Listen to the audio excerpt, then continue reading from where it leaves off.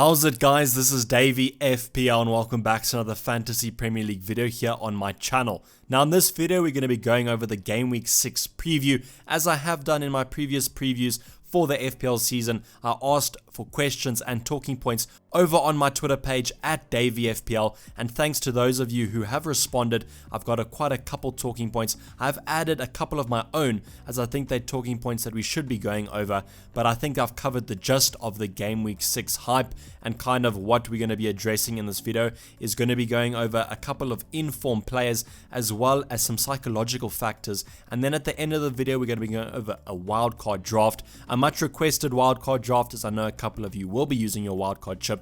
But without further ado, let's get into the preview. So the first talking point, as I said, is a little bit of a psychological one. It's how to deal with a bad start to the season. I know personally this is something that I've been going over. It was a question asked by Elite FPL Stevo over on Twitter. So thanks for asking that question, Stevo. And I think it kind of sums up how a lot of us are feeling at the moment. And that is, the team looks good, but the points do not. I know it's something, as I said, I can talk about it personally. My team is looking absolutely fine, but the points have just not been produced. They haven't been that bad of points, but the thing is, there's just other players that are performing a lot better, and they even are a little bit cheaper. So it's something that's caused a little bit of a dilemma, as every single kind of game week, towards the end of the game week, you look at your team and you're like, I absolutely don't want any of these players in anymore. But then once you've taken a couple days off and you come back towards the deadline and reflect on your squad, you look at it and you're like, these fixtures aren't even that bad. How can I be making a transfer when these players are still in a little bit of form, or they just have such an amazing fixture that it's not worth transferring them out? Then you look at your squad, don't make the transfers, and then kind of deal with the same thing. I don't think it's that big of a deal. I know I feel like a broken record saying this, but it's still early on in the season, and it just takes one game week to kind of switch it around.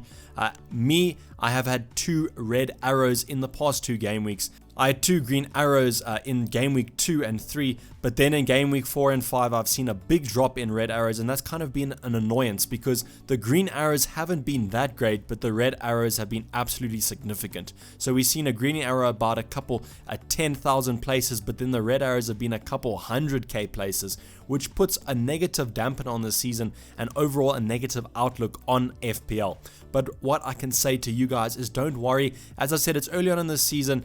Just stay faithful with your team. I know in preseason and towards the beginning of the FPL season, I was preaching that patience is a virtue, and I think this might be one of those situations. I'm not saying don't transfer out the players you don't want and bring in the players you do, but just keep a little bit of patience. FPL's in a kind of state right now where a lot of players are performing well, and I think if you give a little bit of patience to your guys, they will be doing well in the upcoming game weeks. So as I said, it's still early on. Please don't lose faith in your squad, and if you're not playing FPL for fun, and if it's not fun, I think you might be doing something a little bit wrong. I know the competitive nature of FPL does sometimes make it not enjoyable, but at the end of the day, it is kind of a little bit of a hobby, so you should be having fun while doing it. Now the second point I wanted to go over and give you guys a little bit of an opportunity to laugh at me is, I have not got a captaincy choice right since the start of the FPL season. I know that's absolutely atrocious and something that I'm not very proud of, but as you can see on the screen, I have my 5 captaincy choices. Right now I have Salah and Sterling as I said in my preseason preview videos. Those are going to be my 2 captaincy options every single game week. Those are going to be my 2 standout premier options, and the reason I bought them in was that I can kind of rotate the captaincy between them, whoever has the best fixture. Well, it seems that I've got it completely wrong every single game week. As you can see, game week 1, captaining Salah, which wasn't too bad. 12 points from my captain is respectable, but when you have Sterling with 20 points, you kind of always wish that you captain the player with higher points. Towards the end of this kind of a season that we've gone through right now, game week 4 and 5, there hasn't been too much in it, around about 4 to 3 points, but that still is a negative representation of my team, as I should be nailing captaincy every single game week. And the thing you would have noticed, if you nailed your captaincy every single game week, you still would have had green arrows. Even if the rest of your squad didn't perform too well, it's just such a massive impact on your squad if your captain does return. And that's something I'm going to be having to focus on from now till the end of the season, and nailing that captaincy and trying to get as many points as possible. The past couple game weeks, I think I kind of related a little bit to being a little bit too greedy, as Sterling has just had the highest ceiling in the fixture. And maybe the safer option would have just been to go with Salah. He's always kind of guaranteed to get an attacking return, whereas Sterling's kind of dipped off a little bit in form recently after coming off that hat-trick in game week 1. But I'm still going to be keeping the faith with my captaincy decisions. I'm not going to be changing how I make my captaincy decisions, as I always kind of go for who I think will return the most points. Whether it happens or not, as you can see, it hasn't happened a lot, but I still will be keeping the faith with how I make my decisions. And I think that's important, to not lose faith in your own decision making, as then your FPL team is going to kind of go downhill from there if you can't have faith in your own abilities. Now the third talking point is kind of this lackluster defense.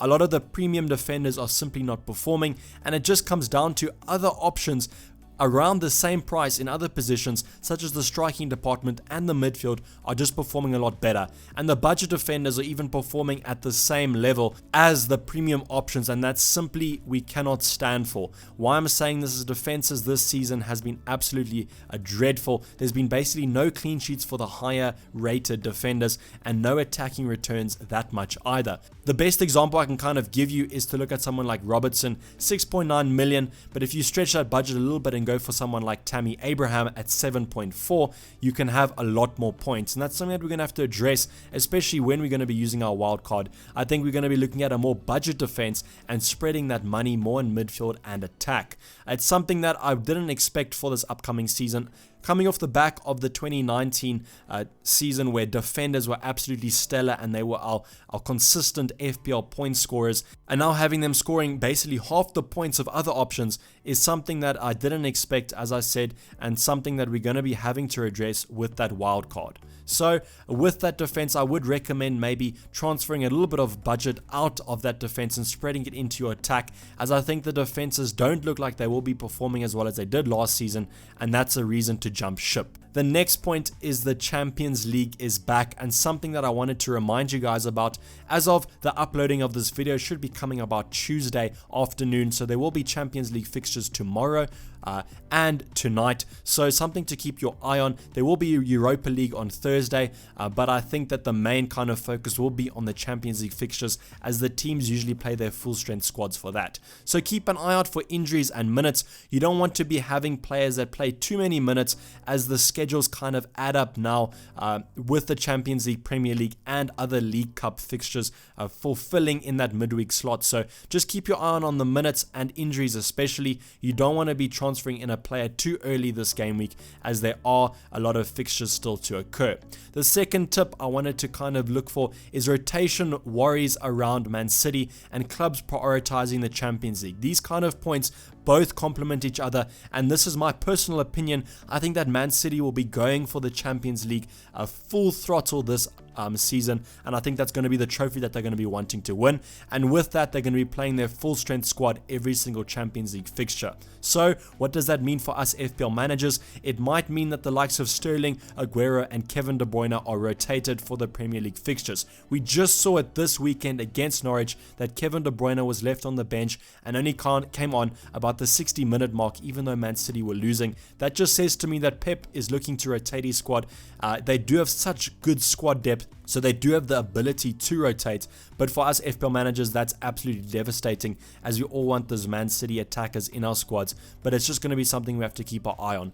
The thing with this is look for who is starting those Champions League fixtures. I know last season Jesus was kind of the starting Champions League striker, but I think that might shift to Aguero this season. Just something to keep your eye on, and we will discuss that later on in our wildcard draft. So the first informed player, and probably the one that's most in demand, is the Chelsea striker Tammy Abraham. He's just come off scoring a hat-trick this weekend against Wolves, but he had scored 2 braces before that. An impressive form, and probably the most informed player in the Premier League right now. And the one thing to note is at about 7.2 million, he's going to be rising in price again probably before the deadline. So it's probably going to be about 7.3, 7.4 come that game week 6 deadline. I know they do play Liverpool, but the fixtures will be something we talk about now. But coming off 7 goals and having played 327 minutes. I know it's not the most minutes, but he did come off the bench in game week 2 and managed to accumulate about 30 minutes there. So I think right now he's the most informed striker and the best Chelsea option going forward. I think he's now down that #1 striker spot. The only worry, as I said, with the Champions League is that he could be playing in those fixtures, and then there's going to be a lot of rotation, as they do have Giroud and Batshuayi in the wings ready to come on if Tammy Abraham does drop into the Champions League and the Premier League is kind of not that much of a focus for Chelsea anymore. But I think if he does keep his spot in the Premier League, he's absolutely going to be coming into my FPL squad. I'm thinking of probably skipping the Liverpool at home fixture.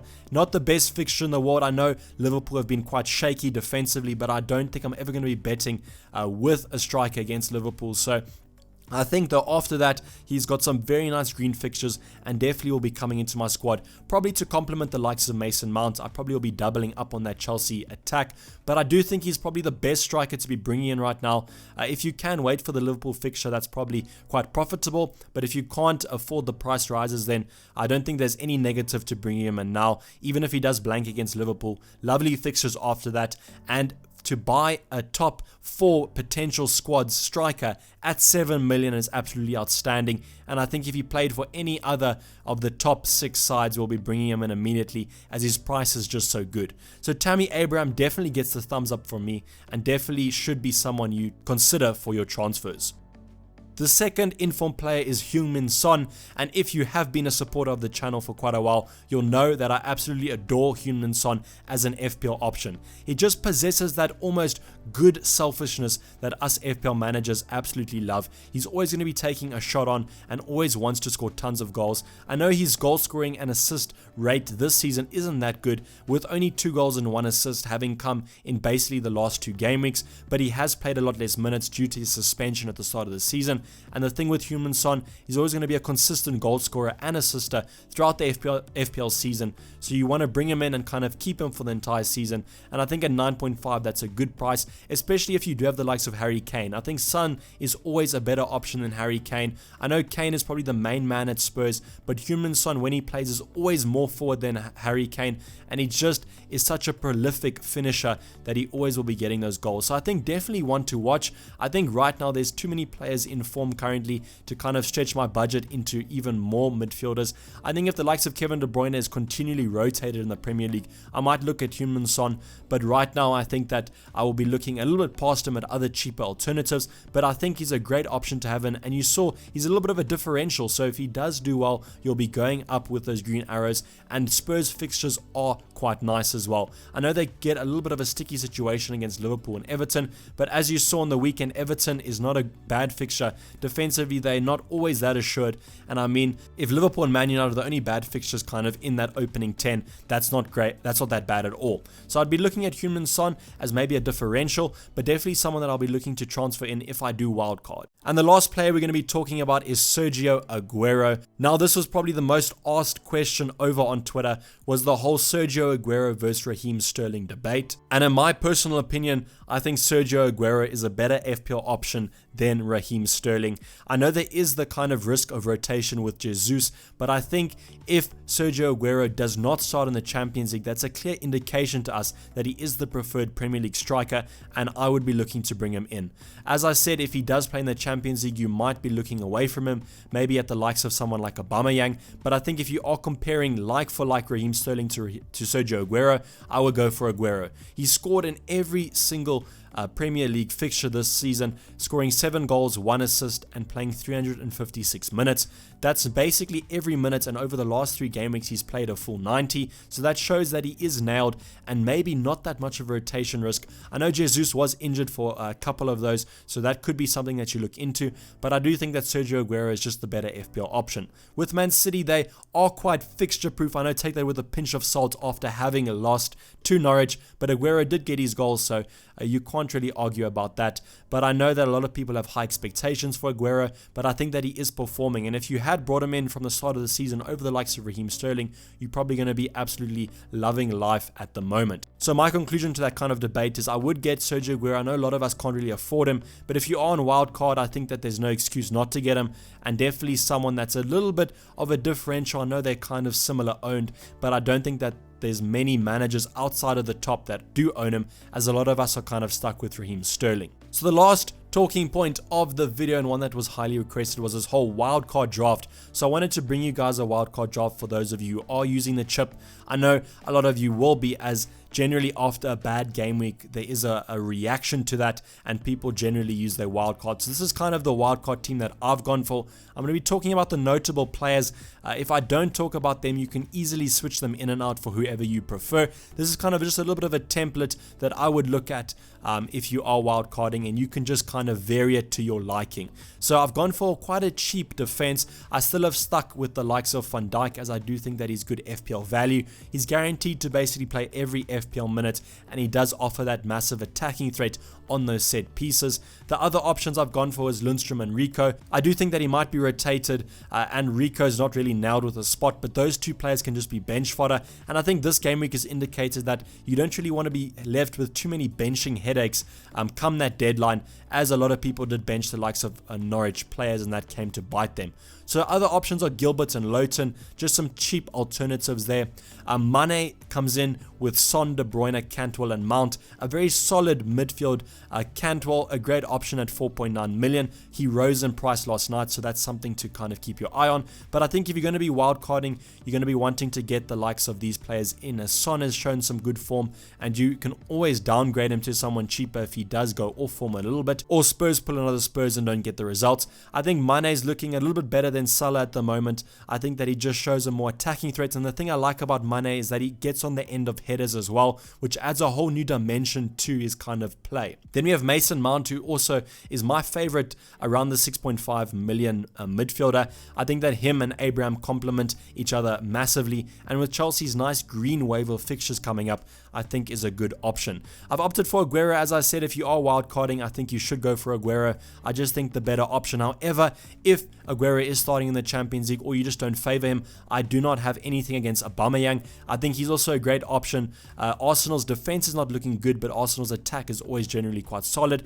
and Aubameyang with Lacazette injured is going to be that main man up front, and definitely someone that I'll be looking at, as Arsenal basically have nice fixtures from now till about the December period. Then we have Abraham and Pukki. Pukki cannot be transferred out. He's just a season keeper in my opinion, and Abraham, as I said, is the best striker in form at the moment. So I hope this wildcard draft has helped you a little bit, and let me know your wildcard drafts down below. So hope you've enjoyed this video, guys. As the usual preview, it covers your points, so I'm hoping that I've addressed them quite well and well informed. So please like the video if you did enjoy it, and subscribe if you're new or haven't subscribed yet.